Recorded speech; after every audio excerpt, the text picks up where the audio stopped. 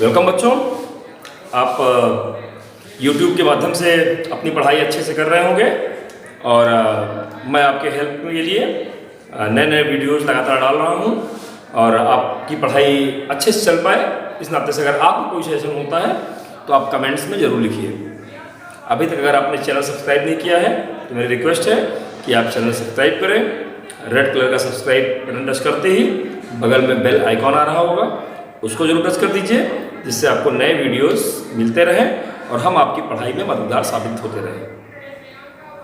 Video पसंद आ रहे हो लाइक करिए, दोस्तों के साथ शेयर करिए और कहीं कोई बात ना समझ में आने की स्थिति में मैसेज और कमेंट जरूर करें। चलिए बच्चों, आज तक अभी तक हम लोगों ने इसके पहले जितने भी वीडियो पढ़े हैं उसमें हम लोगों ने measurement of long distances, indirect measurement of long distances सीखा था। आज आपको मेजरमेंट ऑफ स्मॉल डिस्टेंसेस सिखाएंगे। पहला आपको आवागाद्रो मेथड, इससे हम लोग साइज ऑफ एटम निकालते हैं। तो आइए देखें कि how to measure size of atom, जो आँख से दिखता भी नहीं है उसको भी हम लोग कैसे मेजर कर लेते हैं। तो चलिए, according to आवागाद्रो,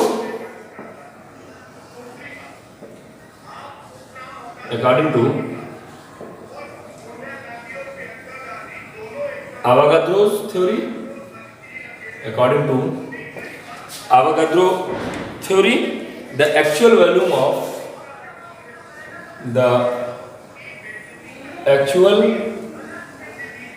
total volume of atoms is equal to 2/3 of total volume of substance. किसी भी सब्सटेंस का जो टोटल वॉल्यूम होता है उसका 2/3 ही एटम्स द्वारा ऑक्युपाइड किया जाता है और बाकी 1/3 एम्प्टी स्पेस होता है। तो चलिए, according to Avogadro hypothesis, total volume of atoms is equal to 2/3 of total volume of substance। ये कॉन्सेप्ट आपके दिमाग में रहना चाहिए। ये बेसिक कॉन्सेप्ट है साइज ऑफ एटम कैलकुलेट करने का। चलिए, if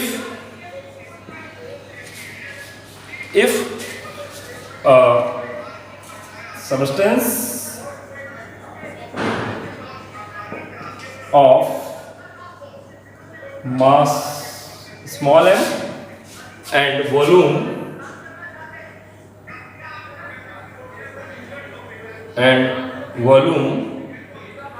V have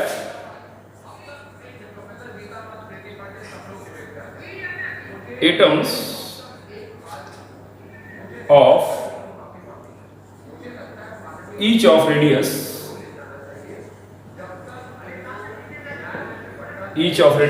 small r, each of radius r, if capital M is mass number of element of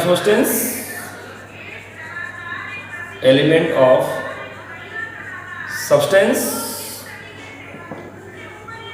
then आप समझ सकते हैं कि given mass upon molar mass, that is the number of moles, और into Avogadro number Na, तो that is the total number of atoms in this specimen.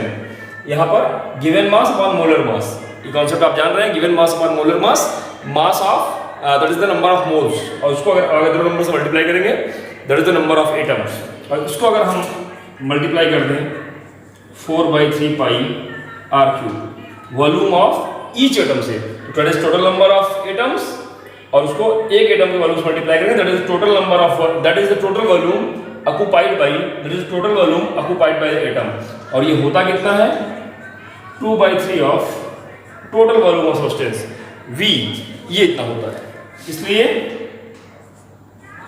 R³ बराबर क्या आ गया, इसको सॉल्व करेंगे तो capital M into V upon 2 pi small m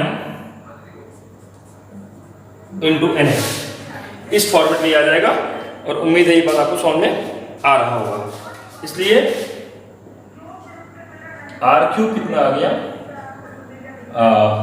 capital M that is the molar mass upon 2 pi small m by V। देखिए यहाँ पर V ऊपर था, इसको हमने डिनोमिनेटर के भी अपॉन में डाल दिया, बटे ये बटे में क्योंकि पलट के फिर ऊपर जा सकता है, तो बात वही है।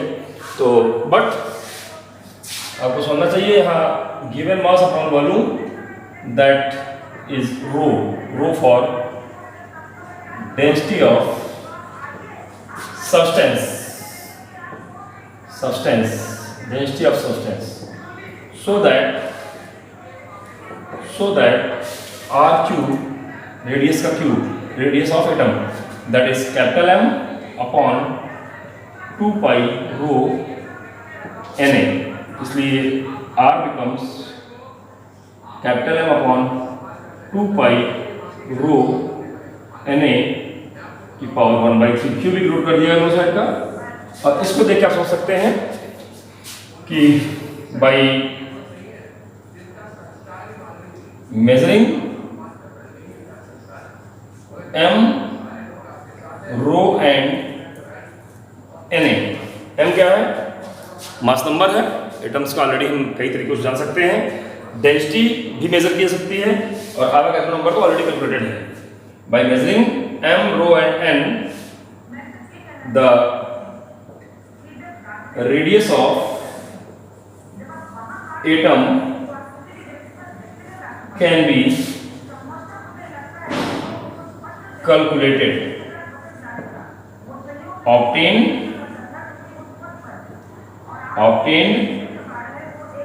in the order of 10 to power minus 10 metre. और किस ऑर्डर मिल जाता है उसको, 10 to power minus 10 मीटर का ऑर्डर मिलता है। तो आपको बच्चों समझ में आ गया होगा कि how to calculate size of atom. Size of atom निकालने के लिए मुझे कहीं कुछ अलग से डायरेक्ट मेजरमेंट नहीं करना, इनडायरेक्टली उसका हम मास नंबर, उसकी डेंसिटी और आवागाद्रो नंबर अगर निकाल पाए तो हम बड़े आराम से उसकी रेडियस को कैलकुलेट करेंगे। तो आपको बात समझ में आ गई होगी, इसको देखिए, समझिए। और आवागाद्रो की जो हाइपोथेसिस है that is very very important and very very beneficial to calculate the radius of atom. The total volume of atom is 2/3 of total volume occupied by substance. तो 2/3 atoms के वॉल्यूम द्वारा occupied होता है और जो 1/3 जो empty space होता है that is intermolecular या interatomic distance between them। तो ये कॉन्सेप्ट यूज करते हुए बात बढ़ रहा होगा। यहाँ पे small m by capital M number of moles, mole concept में पढ़ रखा है आप लोगों ने। आवागाद्रो नंबर को मोल से मल्टीप्लाई करेंगे तो total number of atoms in the given specimen आ जाएगा और उसको वॉल्यूम से मल्टीप्लाई करके टोटल वॉल्यूम निकाला गया है और फिर इसको कंपेयर कर दिया गया है। गुड लक बच्चों, तैयारी करिए और जहाँ नहीं समझ में आएगा दोबारा देखिएगा।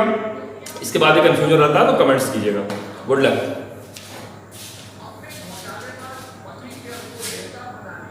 वेलकम बच्चों, हम लोग स्मॉल डिस्टेंसेस को मेजरमेंट करना सीख रहे थे। इससे पहले हम लोगों ने how to calculate size of atom, Avogadro method सीखा। अब हम लोग साइज ऑफ मॉलिक्यूल निकालना सीखेंगे और उसमें भी ओलिक एसिड का यूज करेंगे। ओलिक एसिड के ही मॉलिक्यूल का हम लोग साइज इसलिए निकाल रहे हैं क्योंकि ओलिक एसिड की कुछ प्रॉपर्टीज ऐसी हैं जो हम लोग को इजिली यूजफुल हो जाती हैं, यूज टू हो जाती हैं। और इसके अलावा ओलिक एसिड के साइज का मॉलिक्यूल थोड़ा बिगर भी है। तो बेसिक कॉन्सेप्ट्स के लिए हम लोग ओलिक एसिड के मॉलिक्यूल्स की साइज निकालते हैं। तो आइए, how to calculate the size of oleic acid, diameter of oleic acid molecule, इसको देखते हैं। और फिर जहाँ कुछ कन्फ्यूजन रहेगा वो अपने कमेंट्स कीजिएगा तो वो हमको मिलेंगे, तो फिर उसको हम और क्लियर करेंगे। ये आप वीडियो देखने के बाद साइज ऑफ मॉलिक्यूल कैसे कैलकुलेट करते हैं जरूर आपको क्लियर हो जाएगा। आइए देखते हैं। To measure size of oleic acid molecule, to measure size of oleic acid molecule takes 1 cc, cc माने centimetre cube of oleic acid mixed with 20 cc of alcohol. इसको 20 cc ऑफ अल्कोहल से mix कर लिए। Further 1 drop of 1 cc of this solution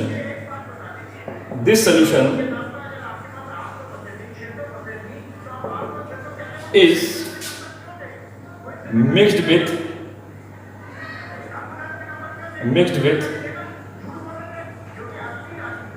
20 cc of alcohol. क्या किया गया? पहले 1 cc लिया गया ओलिक एसिड का, उसको 20 cc अल्कोहल से मिक्स किया गया। अल्कोहल से ही क्यों मिक्स किया गया, इसकी चर्चा भी आगे करते हैं। क्योंकि अल्कोहल वोलेटाइल होता है, इजली इवोपरेट हो जाता है। ओलिक एसिड इवोपरेट इजली नहीं होता है, इसीलिए दोनों मटेरियल लिए गए हैं। तो 1 cc ओलिक एसिड को हमने 20 cc अल्कोहल के साथ मिक्स किया। इसका कंसंट्रेशन, ओलिक एसिड का कंसंट्रेशन 1/20। और फिर अब अच्छे से मिक्स करने के बाद उसी सोल्यूशन का 1 cc लेकर के उसको फिर 20 cc अल्कोहल मिक्स किया। तो अब बहुत डाइल्यूट हो गया। कितना डाइल्यूट हो गया? फिर उसी का 1/20 जो था उसको फिर 20 में मिक्स करने पर सीधी बात है 1/400 कंसंट्रेशन हो जाएगा। तो further 1 cc of this solution is mixed with 20 cc of alcohol. In this way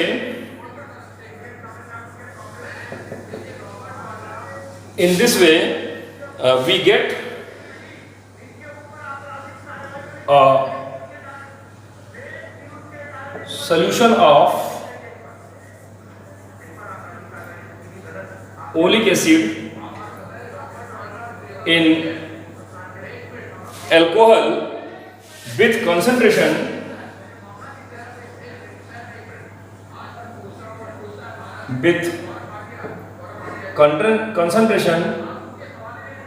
1/400 is prepared। 1/400 part का जो कंसंट्रेशन का इस तरीके से एक हम लोगों ने सोल्यूशन प्रिपेयर किया, बहुत स्मॉल डेंसिटी का। अब यहाँ पर एक हम ब्यूरेट ले लेते हैं। ब्यूरेट आपने लैब में देखा होगा बेटा, इस तरह ट्यूब होती है और वहाँ पर एक नॉब लगी रहती है इस पर, इससे हम इसको कंट्रोल कर सकते हैं। और इसी में इस सोल्यूशन को हमने फिलअप कर लिया और यहाँ से हम एक broad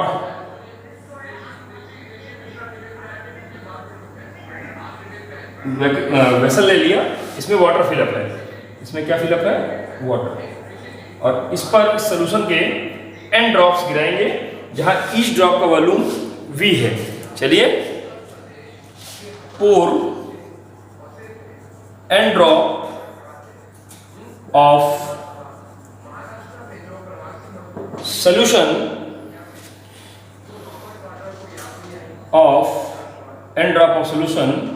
of volume small v each on the surface of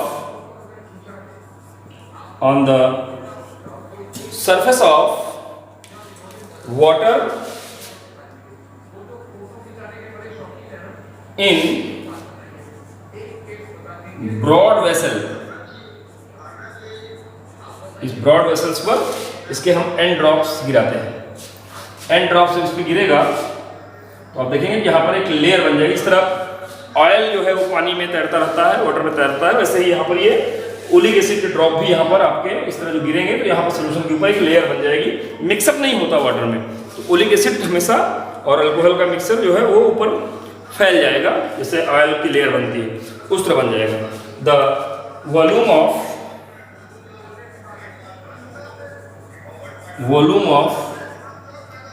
oleic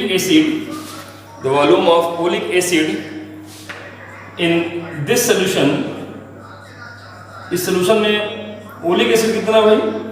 that is पूरा वॉल्यूम था n × v, इसमें से ओलिक एसिड कितना है? उसका केवल 1/400वां भाग होगा।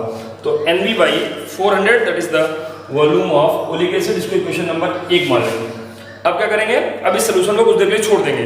The solution of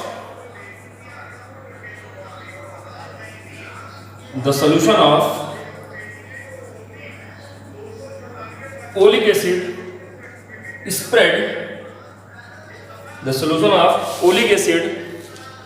spread very fast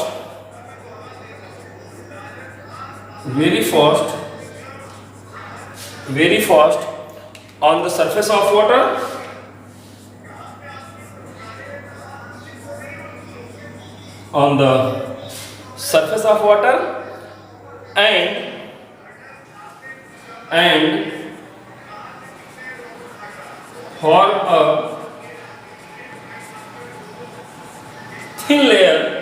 and for a thin layer of thickness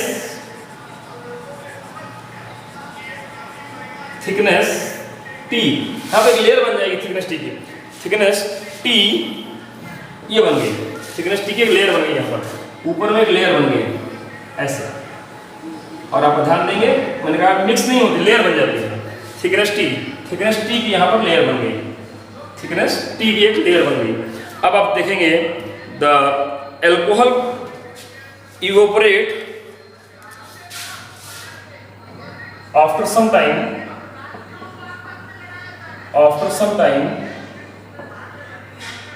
alcohol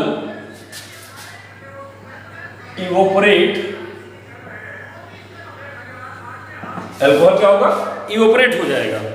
and oleic acid layer, and बहुत कम concentration oleic acid layer is left behind, बची रह जाएगी, और बहुत लेस कंसंट्रेशन की थी। और इस तरह होगा कि हम ये मान लेते हैं कि एक लेयर, एक मॉलिक्यूल की लेयर बन रही है, मतलब एक के ऊपर एक नहीं है। ऐसा नहीं है कि लग रहा है कि एक लेयर ये है तो उसके ऊपर एक लेयर ये, इतना लाइट कंसंट्रेशन था कि एक ही लेयर बची है। तो ऑब्वियस सी बात है कि यहाँ पर जो इसकी विड्थ होगी that is the diameter of molecule. जैसे लड्डू अगर किसी थाली में रख दीजिए आप, तो जो उसकी विड्थ होगी, अगर एक एक लड्डू रखा गया पूरे में, तो उसकी जो विड्थ होगी that is the diameter of this laddu. तो यहाँ पर भी मॉलिक्यूल्स की डायमीटर ही उस लेयर की थिकनेस होगी। तो चलिए ये बात आपके ध्यान रखनी चाहिए। तो मैंने कहा कि left behind only the oleic acid is left behind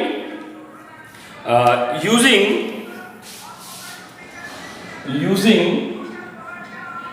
trace paper or graph paper,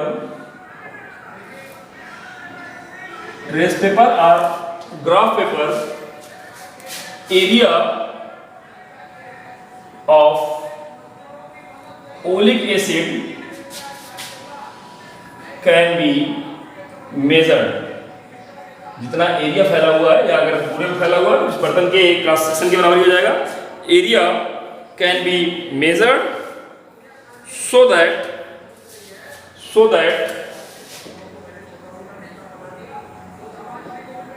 so that volume of oleic acid, that cross section area into T माना thickness, cross section area into thickness that is the volume of oleic acid. ये question number 2 हो गया। अब देख रहे हैं oleic acid का volume आप दो ढंग से कैलकुलेट कर सकते हैं, एक cross section area into thickness से, और एक यहाँ इस लिक्विड में जो कंसंट्रेशन मिला है उस हिसाब से। फ्रॉम इक्वेशन फर्स्ट एंड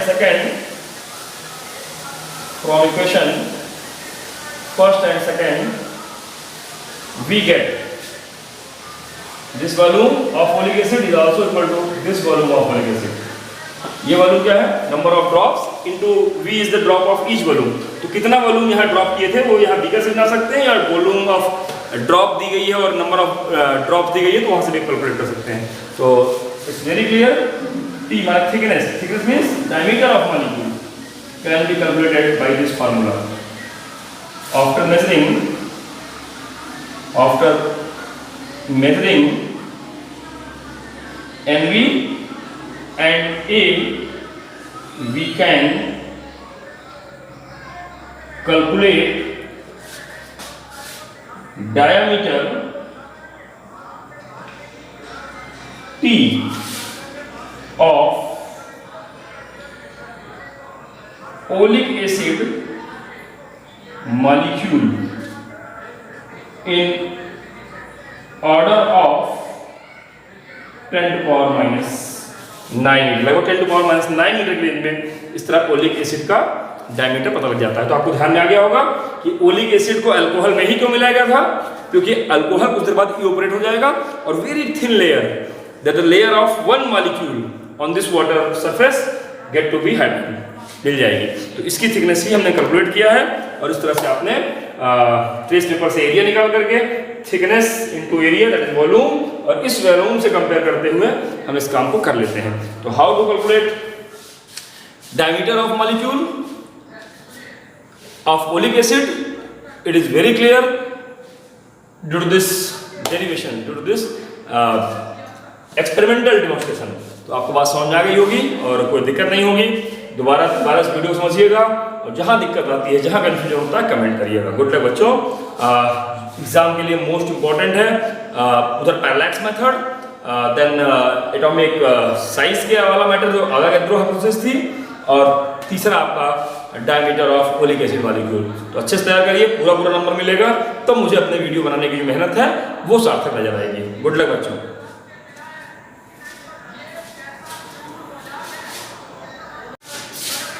चलिए बच्चों, हम लोग स्मॉल डिस्टेंस मेजरमेंट सीख रहे थे और हम लोगों ने साइज ऑफ एटम और साइज ऑफ मॉलिक्यूल निकालना सीख रखा है। एक और कॉन्सेप्ट, लास्ट कॉन्सेप्ट है आपका size of nucleus. How to calculate size of nucleus, size of nucleus, how to calculate size of nucleus। तो ये देखिए एक एटम का स्ट्रक्चर ले रहा हूं, suppose that is the gold nucleus. Atom है, यहां पर ये न्यूक्लियस है, एटॉमिक नंबर इसका Z और चार्ज प्लस टोटल हो जाएगा। अगर इसमें न्यूक्लियस पे पॉजिटिव चार्ज तो Z ही हो जाएगा। अब इसके सामने हम लोग अल्फा पार्टिकल का बॉम्बार्डमेंट करते हैं। अल्फा पार्टिकल और कुछ नहीं, that is helium nucleus plus 2e के बराबर चार्ज और 4 प्रोटॉन के बराबर इसका मास। Helium nucleus 2He4। तो आप देख रहे हैं 2 इलेक्ट्रॉन बराबर पॉजिटिव चार्ज हो गया, 2 प्रोटॉन होते हैं और 2 ही न्यूट्रॉन, मतलब 4 को मिला के इस पर प्रोटॉन के बराबर मास हो गया। तो यहाँ से ये इसको हमने एक्सेलरेट किया और जैसे जैसे इसकी वेलोसिटी बढ़ाते जाएंगे ये रिपेल होकर के यहाँ से लौटना शुरू कर देगा। और अगर हम वेलोसिटी बढ़ाते ही चले जाएं तो एक कंडीशन ऐसी आएगी जब ये जस्ट वाटर से लौटेगा और this is the distance eight which it goes back, that is called radius of nucleus. और अगर इससे भी तेज उसको हमने स्पीड दे दिया तो पता लग रहा है उससे भी तेज स्पीड दे दिया, v वेलोसिटी मैक्सिमम वाली हो गई है, उससे भी तेज अगर आपने स्पीड दे दिया तो ये न्यूक्लियस के अंदर चला जाएगा। और जैसे न्यूक्लियस के अंदर जाएगा तो जो अभी तक रिपल्सन हो रहा था इस न्यूक्लियस और इस अल्फा पार्टिकल दोनों के पॉजिटिव चार्जेस के नाते, वो अब अट्रैक्शन बदल जाएगा क्योंकि न्यूक्लियस के अंदर स्ट्रॉन्ग न्यूक्लियस फोर्स लगने लगेगा और that is 100 times stronger than the electrostatic force. तो इन दिस कंडीशन पहला ये फेज है, if an alpha particle is accelerated with potential difference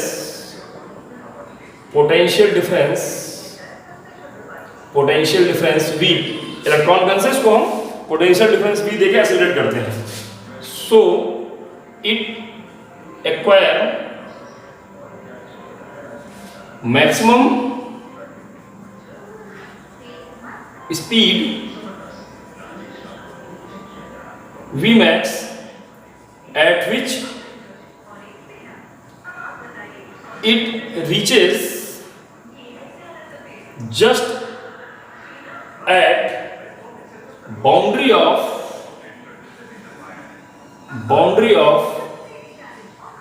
nucleus, just at boundary of nucleus. In this condition, in equilibrium, इस equilibrium पे जब ये बहुत दूर था, इसकी काइनेटिक एनर्जी जितना थी 12m Vmax में टोटल काइनेटिक एनर्जी थी वो यहाँ पहुँच के चूंकि रुक जा रहा है तो पूरी की पूरी काइनेटिक एनर्जी पोटेंशियल एनर्जी में कन्वर्ट हो जाएगी।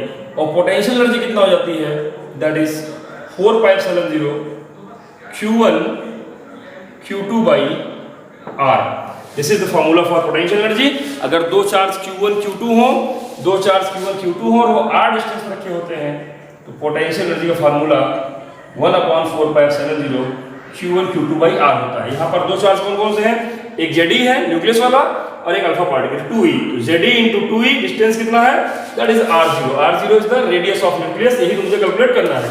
और ये पूरी की पूरी पोटेंशियल एनर्जी क्योंकि दूर जब था अल्फा पार्टिकल तो उसकी काइनेटिक एनर्जी बराबर थी। यहाँ कंजर्वेशन ऑफ एनर्जी लगा रहे हैं इक्विलिब्रियम कंडीशन में। जब ये जस्ट रिटर्न हो रहा है एट द बाउंड्री तो पूरी की पूरी काइनेटिक एनर्जी इसकी इनिशियली वो पोटेंशियल एनर्जी ग्रुप में कन्वर्ट हुई है।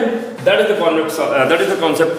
अगर ये V मैक्स से ज्यादा होगा तो वो इंटर कर जाएगा, तो वो मैक्सिमम वेलोसिटी अचीव करते हैं कि वो अंदर नहीं होने पाए, रिटर्न हो रहा हो। Up to that velocity this condition is taking place. तो R0 कितना आ जाएगा, 1/4πε0 Ze 2e अपॉन हाफ mv मैक्स स्क्वायर। चलिए, बट आपको समझना चाहिए कि जो ये हाफ mv मैक्स स्क्वायर है काइनेटिक एनर्जी है वो चार्ज इनटू जिस पोटेंशियल से आप उसको एक्सेलरेट किए थे वो है। सो दैट तो फिर क्या आ जाएगा ये, that's R0 is equal to 1/4πε0 2Z e square upon 2ev। ये आगे इसको थोड़ा सा सॉर्ट आउट कर लिया जाए, सॉल्व कर लिया जाए तो इसलिए R0 is equal to 1/4πε0 Ze square upon e से e भी कट गया, that's v। That is the formula. By knowing Z and V, we can calculate radius of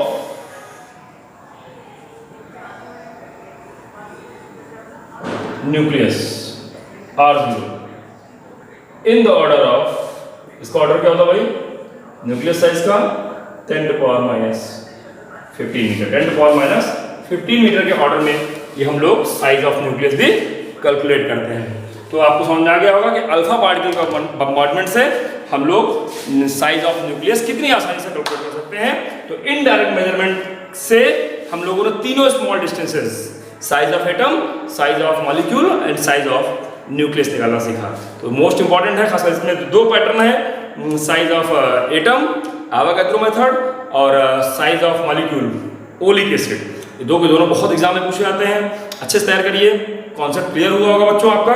इस नाते से ये वीडियो बनाया गया है, दोस्तों से शेयर कीजिए, सब्सक्राइब करिए, जैसे आप भी बहुत अच्छा नंबर पाएं और आपके साथ एक पूरी फ्रेंड सर्किल हो जो बहुत अच्छा प्रयास कर रही हो, बहुत अच्छी पढ़ाई कर रही हो। गुड लक बच्चों, मेरी शुभकामनाएं आपके साथ है।